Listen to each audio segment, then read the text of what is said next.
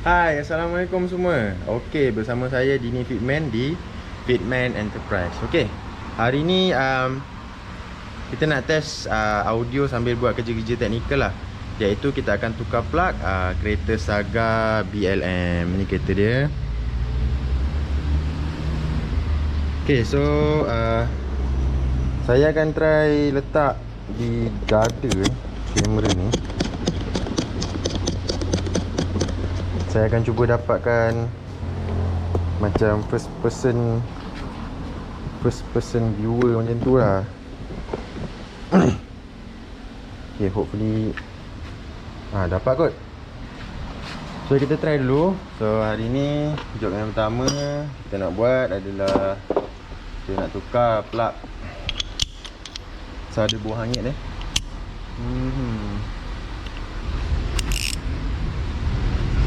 Ada bau-bau yang tak menyenangkan. Yo, terabur sampai macam ni. Ya Allah. Ini mesti jatuh. Okey.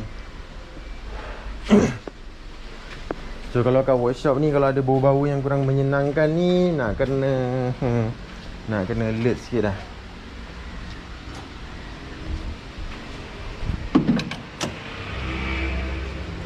So hari ni adalah hari pertama kami memulakan kerja. Tapi rasanya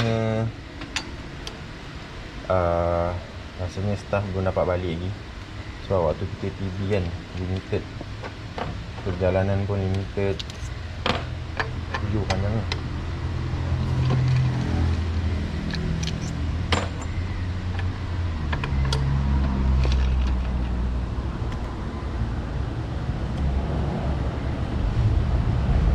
Okay, itu kelemahan dia dah, tak nampak. Sorry. Okay. So nak tukar spark plug Saga BLM ni tak susah pun. Senang je, perlukan T8. Kalau tangan tak kuat, cari screwdriver yang boleh buat congkel lah. So biasanya tips yang mudah. Ni apa hal berminyak ni? Tips yang mudah untuk kita buka coil plug ni, sebab dia ada getah kan. Sebab ni getah ni. So getah ni kalau waktu panas sometimes dia sangkut tau dekat dalam. Dekat dalam lubang. Kalau nampak lah, nampak tak ada lubang kan? Tu lubang untuk spark plug lah.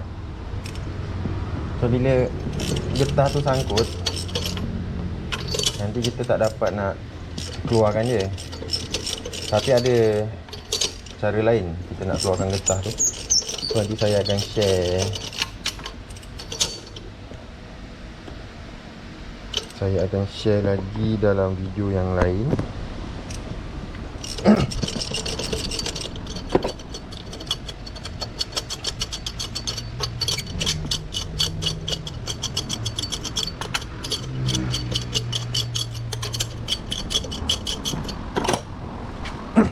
So masih lagi memakai siput saya masih pakai siput. Kalau boleh nak kerja jangan tiru etika macam ni lah. Ni sebab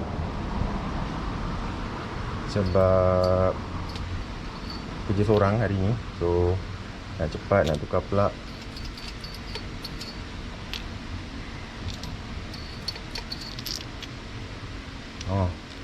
So boleh tengok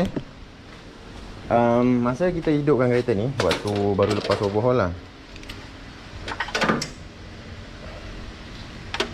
masa baru lepas overhaul boleh tengok. So ni adalah, nampak tak? Ni adalah keadaan spark plug kereta ni. So bila baru lepas overhaul kita start, dia ada misfire knock, bukan knocking, misfire. Lepas tu engine tak boleh rev lah.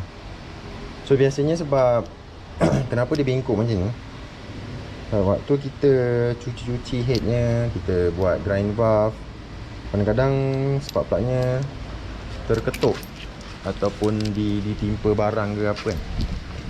So kena jadi masalah. Tapi sebabkan kita baru lepas overhaul, dan bila kita buat overhaul tu kita ada simple blueprint lah. Maksudnya kita masukkan piston, buat measurement, Cylinder sleeve ke piston berapa mm, piston ring clearance berapa mm. Lepas tu valve punya clearance, sebab ni pakai hydraulic shimming. So dia pakai hydraulic shimming, dia punya clearance bergantung pada hydraulic lah, bergantung pada minyak enjin. So kalau minyak enjin kuat, so clearance cantik lah. So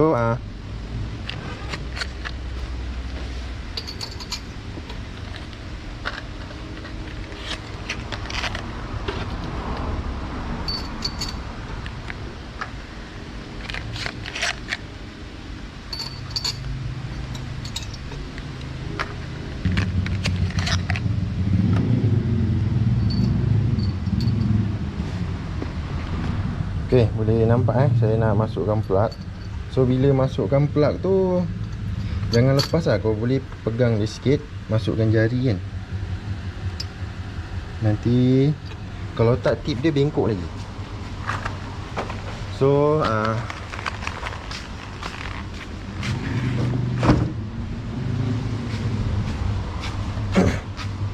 so kita masukkan spark plug baru.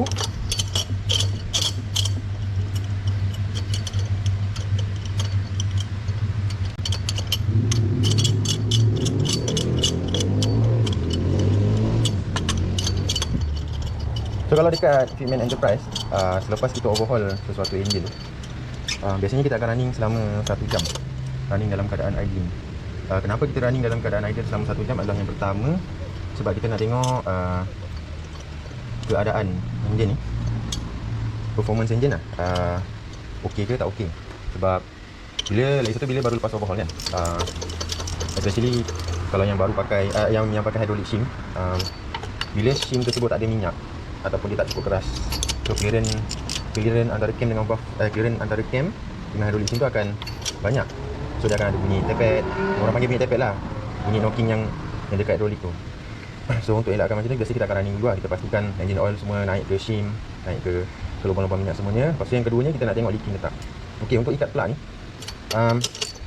sebenarnya kalau tak silap ikut pada NGK punya spek, NGK spark plug lah, 25 Nm.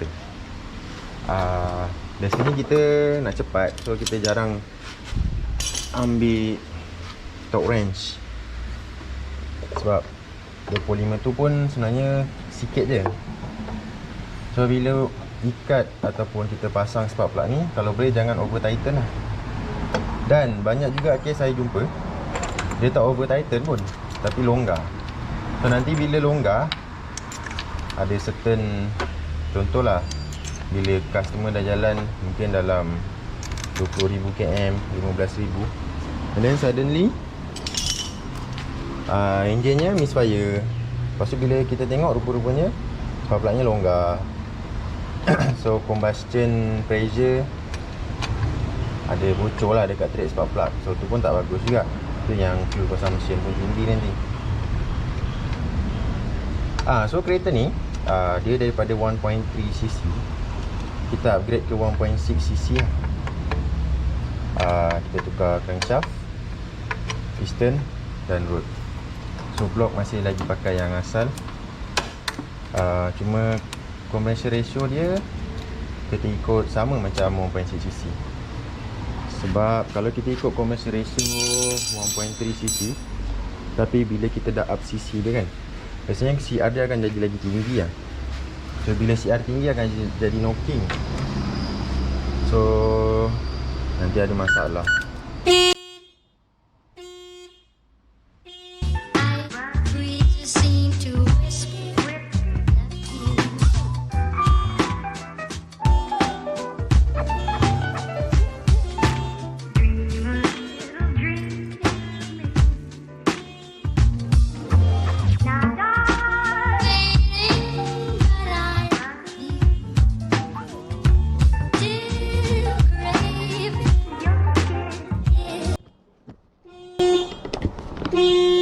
Kita kena tekan alarm ni kat tepi. Nampak tak? So agak bahaya pakai HST. Kamera saya beberapa kali dihentak-hentak. So bismillahirrahmanirrahim, kita cuba start tengok.